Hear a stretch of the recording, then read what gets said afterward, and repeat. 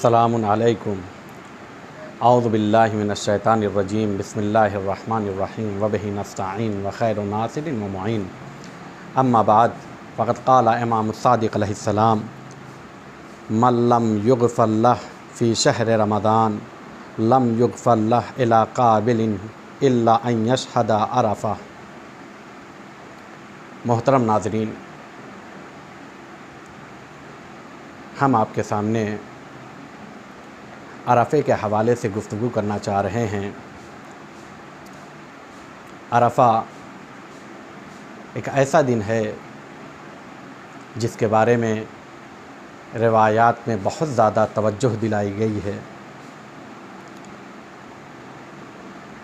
अरफ़ा जिसके बारे में ख़ुद इमाम सादिक़ अलैहिस्सलाम इरशाद फरमा रहे हैं कि अगर इंसान माह मुबारक रमज़ान में न बख्शा जाए तो फिर वो आने वाले साल तक बख्शा नहीं जाता है, मगर ये कि वो अरफ़ा और रोज़े अरफ़ा को दर्क कर ले। लिहाजा इस हदीस के ज़िम्न में अगर आकर देखें तो आपको समझ में आ जाएगा कि अरफ़ा बख्शिशों वाला दिन है, इंसान को गुनाहों से माफ़ कराने वाला दिन है। लिहाजा चूँकि इंसान मासूम नहीं होता है, कोशिश करे अपने आप को अरफ़े के दिन अल्लाह की बारगाह में लेकर आए और गुनाहों की बख्शिश के लिए खुदा की बारगाह में आकर दरख्वास्त करे। आपने देखा होगा कि लोग हज पर जाते हैं और अरकान हज में से, मनासिक हज में से एक जगह है जिसे अराफ़ात कहा जाता है। जैसे मिना है वैसे ही अराफ़ात है। इमाम जाफ़र सादिक़ अलैहिस्सलाम से पूछा गया कि अराफ़ात को अराफ़ात क्यों कहते हैं, तो इमाम ने कहा कि जिब्राईल जनाब इब्राहीम को लेकर इस जगह पर आए और आने के बाद सवारी से उतारने के बाद इब्राहीम से कहा कि खुदा की बारगाह में अपने गुनाहों का एतराफ़ करो और उसके बाद मनासिक हज और अरकान हज को बजा लाओ। चूँकि जिब्राईल ने इब्राहीम से कहा था अपने गुनाहों का एतराफ़ करो, लिहाजा इसी वजह से अराफ़ात कहा जाने लगा। यानी ये तारीख़ है कि यह नाम कैसे पड़ा। यह अलग बात है जिसकी तरफ हम लोग नहीं जाएंगे कि क्या नबी से कोई गुनाह हो सकता है कि जिसके एतराफ़ के लिए कहा जा रहा है। चूँकि नबी मासूम होता है, लेकिन अंबिया और अहले बैत अगर खुदा की बारगाह में आके इस्तिग़फ़ार करते हैं तो वो गुनाहों की बुनियाद पर नहीं बल्कि बुलंदी दराजात के लिए इस्तिग़फ़ार होता है। अरफ़ा इतना अहमियत वाला दिन है कि इस दिन इंसान खुदा की बारगाह में आकर अपने आप को गुनाहों से पाक करा लेता है और इस दिन इंसान को खुदा के अलावा किसी बारगाह में नहीं जाना चाहिए।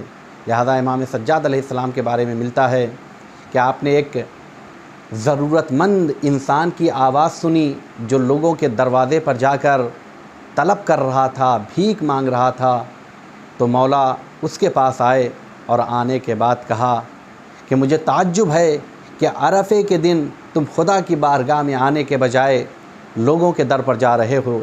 यानी मासूम मुतवज्जे कराना चाह रहे हैं कि देखो, तुम अरफ़े के दिन किसी और दर पर नहीं बल्कि खुदा की बारगाह में आओ। ऐसे कभी भी इंसान को किसी और दर पर नहीं जाना चाहिए। जब भी मांगना है खुदा की बारगाह में आए, खुदा के मखसूस बंदों की बारगाह में आए, खुदा वालों की बारगाह में आए। लेकिन हाँ, कुछ दिनों की ज़्यादा ताकीद है, उन दिनों में से एक दिन है अरफ़ा।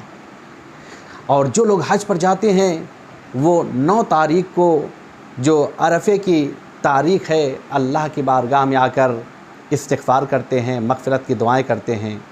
और जो इंसान इस दिन आकर दुआ करता है, इस्तिग़फ़ार करता है, अल्लाह की बारगाह में दरख्वास्त करता है कि अल्लाह उसे माफ़ कर दे, तो अल्लाह उसके तमाम गुनाहों को बख्श देता है। लेकिन बहुत से हमारे अफराद ऐसे हैं जिनको हज पर जाने की वो राहें मुहैया नहीं हो पाती हैं जिसकी बुनियाद पर हज पर जा सके। मसलन इस्तिताअत नहीं हो पाती है, या ये कि नंबर गवर्नमेंट की तरफ से नहीं आ पाता है, या टिकट्स नहीं मिल पाती हैं, बहुत से मुश्किलात हैं, नहीं जा पाता है, तो उस दिन इंसान ख्वाहिश करता है कि अगर हम हज पर ना जा पाए तो क्यों ना ज़ियारत पर चले जाएं। लिहाजा रिवायात में मिलता है कि अरफ़े के दिन जो इंसान इमाम हुसैन की ज़ियारत को जाता है उसके लिए बहुत ज़्यादा सवाब है। बल्कि रिवायात में इतनी ज़्यादा ताकीद हुई है कि जो इंसान अरफ़े के दिन इमाम हुसैन अलैहिस्सलाम के कब्र की ज़ियारत करता है उसको सवाब रिवायात में मिलता है, इतना ज़्यादा होता है, इतना ज़्यादा मिलता है कि 1000 हज का सवाब मिलता है, 1000 उम्रे का सवाब मिलता है, और उसे अल्लाह उसके तमाम गुनाहों से माफ़ कर देता है। बल्कि यही नहीं, मिलता है कि रिवायात में यहाँ तक लफ्ज़ मिलता है कि ज़ायर इमाम हुसैन अलैहिस्सलाम की ज़ियारत करके जब पलट आता है तो उसके गुनाह नहीं लिखे जाते, यहाँ तक कि बाज़ रिवायात में है 70 दिन तक के उसके गुनाह नहीं लिखे जाते हैं। तब आप सोचिए कि इमाम हुसैन की बारगाह में होना अरफ़े के दिन कितना ज़्यादा सवाब रखता है। लिहाजा दुआ भी यही है और अल्लाह से यही ख्वाहिश करेंगे, हर मौला का चाहने वाला जो ये तमन्ना रखता है कि इमाम हुसैन की ज़ियारत को जाए, मौला उसे ज़ियारत पर बुलाएं, और ख़ास तौर से अरफ़े के दिन अगर उसे ज़ियारत नसीब हो जाए तो कितना अजीम हो जाएगा। लिहाजा मैं एक दो रिवायत की जानिब इशारा करूँगा कि इमाम हुसैन अलैहिस्सलाम की ज़ियारत अरफ़े के दिन करना कितना सवाब रखता है। रिवायत में है, इमाम सादिक़ अलैहिस्सलाम इरशाद फरमाते हैं, फ़ी सवाब मन ज़ार अल हुसैन फ़क़ाल मन अताहु फ़ी यौम अरफ़ा आरिफ़न बिहक़्क़िही कुतिब लहू अल्फ़ हज्जा व अल्फ़ उम्रा मक़बूला व अल्फ़ ग़ज़वत मआ नबिय्यिन मुरसल और इमामिन आदिल। इमाम जाफ़र सादिक़ अलैहिस्सलाम इरशाद फरमा रहे हैं, किसके बारे में? जो इंसान अरफ़े के दिन इमाम हुसैन अलैहिस्सलाम की ज़ियारत के लिए जा रहा है, उसके सवाब के बारे में मौला कहते हैं, मन ज़ार अल हुसैन, जो हुसैन की ज़ियारत करता है, फ़क़ाला, पस मासूम कहते हैं, मन अताहु फ़ी यौम अरफ़ा। मैंने रिवायात के वो फ़िक्रे छोड़ दिए चूँकि मौजू से रिलेटेड गुफ्तगू कर रहा हूँ। कहते हैं जो इंसान ज़ियारत को आए फ़ी यौम अरफ़ा, अरफ़े के दिन, आरिफ़न बिहक़्क़िही, मारिफ़त और उनके हक़ को समझते हुए, उनकी मारिफ़त रखते हुए, कुतिब लहू अल्फ़ हज्जा, तो उसके लिए 1000 हज लिखे जाते हैं, व अल्फ़ उम्रा, और कितने 1000 उम्रा, यानी जितना उम्रा करने का सवाब मिलता है तो एक उम्रा नहीं बल्कि 1000 उम्रा करने का सवाब। बल्कि रिवायत में फ़िक्रा है मक़बूला, सिर्फ़ उम्रा नहीं बल्कि वो उम्रा जो खुदा की बारगाह में कबूल हो गया हो।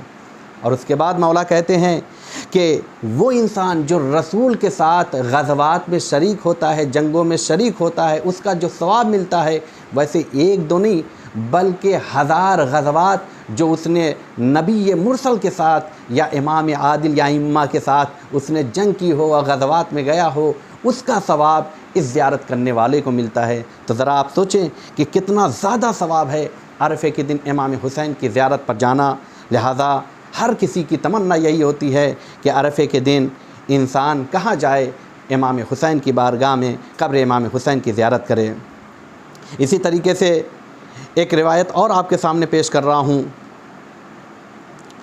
रिवायत में मिलता है कि जो इंसान अरफ़े के दिन इमाम हुसैन अलैहिस्सलाम की ज़ियारत करता है, वो ज़ियारत करने का सवाब ऐसा है कि जैसे एक इंसान इमाम मेहदी के साथ ज़ियारत कर रहा हो, तो कितना शरफ़ हो जाता है, कितना अजीम बन जाता है वो इंसान, उसका सवाब कितना बढ़ जाता होगा कि वक्त के इमाम के साथ वो ज़ियारत कर रहा है। लिहाजा मैं हदीस के वो फ़िक्रात आपके सामने पेश कर रहा हूँ। मन ज़ार अल हुसैन यौम अरफ़ा कतबल्लाहु लहू अल्फ़ अल्फ़ हज्जा। हदीस है किससे कि मन ज़ार अल हुसैन, जो कोई इमाम हुसैन अलैहिस्सलाम की ज़ियारत करता है, किस दिन? यौम अरफ़ा, अरफ़े के दिन, कतबल्लाहु लहू, अल्लाह लिख देता है उसके लिए अल्फ़ अल्फ़ हज्जा, 1000 नहीं बल्कि 1 मिलियन हज। पहली रिवायत में मैंने पेश किया था 1000 हज का सवाब है, लेकिन इस रिवायत में है कि 1000 नहीं बल्कि अल्फ़ अल्फ़ हज्जा, यानी 1 मिलियन हज का सवाब। वो भी कैसे? माल क़ाइम, इमाम मेहदी के साथ 1 मिलियन हज करने का जो सवाब होता है वो अरफ़े के दिन इंसान अगर इमाम हुसैन की ज़ियारत करता है उसे सवाब मिलता है। व अल्फ़ अल्फ़ उम्रा मा रसूलिल्लाह, और 1 मिलियन उम्रा करने का सवाब, वो भी किसी और के साथ नहीं बल्कि रसूल के साथ। अब ज़रा आप सोचें, एक हज अगर इंसान रसूल के साथ करके आता है तो रसूल इस्लाम उसे गदीर जैसा तोहफ़ा देते हैं। तो रसूल के साथ अगर 1 मिलियन उम्रा किया जा रहा है उसका सवाब क्या होगा। मासूम कहते हैं कि जो कोई भी अरफ़े के दिन इमाम हुसैन अलैहिस्सलाम की ज़ियारत करता है उसे 1 मिलियन उम्रा, वो भी रसूल इस्लाम के साथ करने का सवाब मिलता है। और सिर्फ़ यही नहीं बल्कि राह खुदा में ख़र्च करना बहुत ज़्यादा सवाब रखता है। और अगर इस्लामी एतबार से इस्लाम के लिए जंग हो रही है उसमें मददगार होना बहुत ज़्यादा सवाब मिलता है। कहते हैं जो अरफ़े के दिन इमाम हुसैन अलैहिस्सलाम की ज़ियारत करता है उसको सवाब कितना मिलता है पता है। कहते 1 मिलियन राह इस्लाम में जंग करने के लिए जो घोड़े दिए जाते हैं ताकि इस्लाम के काम आ जाए, इस्लाम की तरफ से जंग जीती जा सके, जंग के काम आ जाए, उसका जो सवाब होता है वो सवाब इमाम हुसैन की ज़ियारत करने का है अरफ़े के दिन। लिहाजा उसके बाद फिर अल्लाह रिवायत में मिलता है, मासूम कहते हैं वसम्माहुल्लाहु अब्दी सदीक़ बेवादी, और मौला इरशाद फरमा रहे हैं कि अल्लाह अपने बंदे की जानिब देख कर कहता है, उसका नाम रख देता है और कहता है सम्माहुल्लाह, अल्लाह उसका नाम रख देता है अब्दी सदीक़, मेरे सच्चे बंदे तूने अपना वादा पूरा कर दिया है। लिहाजा अब ज़रा सोचें कि अल्लाह अरफ़े के दिन ज़ियारत करने वाले को अपना बंदा कह के ख़िताब करता है। जब अल्लाह अपना बंदा करके ख़िताब कर दे तो आप सोचिए वो कितना अजीम हो जाता है। क्यों? इसलिए कि रसूल इस्लाम को अल्लाह ने जब मेराज पर बुलाया था तो अपना बंदा कह के ख़िताब किया है, यानी मेराज की बुलंदियों पर पहुंच जाता है अल्लाह का बंदा। तो जो कोई भी अरफ़े के दिन ज़ियारत करता है इमाम हुसैन अलैहिस्सलाम की उसे बहुत ज़्यादा सवाब मिलता है। बस मैं यहीं हुस्न ख़िताम के तौर पर आपके सामने पेश करूँगा। कहते हैं रिवायत में मिलता है कि जो इंसान अरफ़े के दिन इमाम हुसैन अलैहिस्सलाम की बारगाह में आता है और ज़ियारत करता है या मकाम अरफ़ात में होता है तो अल्लाह अपने बंदे की जानिब देखकर फ़ख्र करता है, मुबाहात करता है और बहुत ही फ़ख्रिया लहजे में आकर फ़रिश्तों की जानिब मुतवज्जे होता है और कहता है देखो मेरे बंदे मुझसे कितना प्यार करते हैं, मोहब्बत रखते हैं, मुझे कितना मानते हैं कि उन्होंने सफ़र की मुश्किलात को बर्दाश्त किया, उन्होंने अपने रिश्तेदारों को छोड़ा, उन्होंने घर के आराम को छोड़ा और अल्लाह की बारगाह में आ गए हैं और अल्लाह के ख़ास बंदों की बारगाह में आ गए हैं। तब ज़रा सोचें अरफ़े के दिन अल्लाह की बारगाह में आना, अरफ़ात में आना, इमाम हुसैन अलैहिस्सलाम की ज़ियारत के लिए जाना, अल्लाह फ़ख्र मुबाहात करता है। अब ज़रा सोचें कि कितना अजीम हो जाता है। एक ही जगह हमें मिलता है जहाँ पर अल्लाह बड़े नाज़ों से कहता है, जब अहले बैत पंजतन पाक हदीस किसा आपने सुना होगा चादर के अंदर आ जाते हैं तो अल्लाह बड़े फ़ख्र से कहता है कि देखो ये हमारे बंदे हैं जिन्हें जिब्राइल भी नहीं पहचान पाते हैं, वो इतना अजीम बंदे हो जाते हैं। तो जो कोई ज़ियारत करता है अरफ़े के दिन वो अल्लाह की निगाह में इतना अजीम हो जाता है, अल्लाह उस पर फ़ख्र करता है, मुबाहात करता है। इन्हीं अल्फाज के साए में मैं आकर अल्लाह की बारगाह में दुआ करूँगा, बारे इलाहा हमें ये तौफ़ीक़ अता फ़रमा कि हम सही तरीके से इमाम हुसैन अलैहिस्सलाम की मारिफत रखते हुए क़ब्र हुसैन की ज़ियारत करें।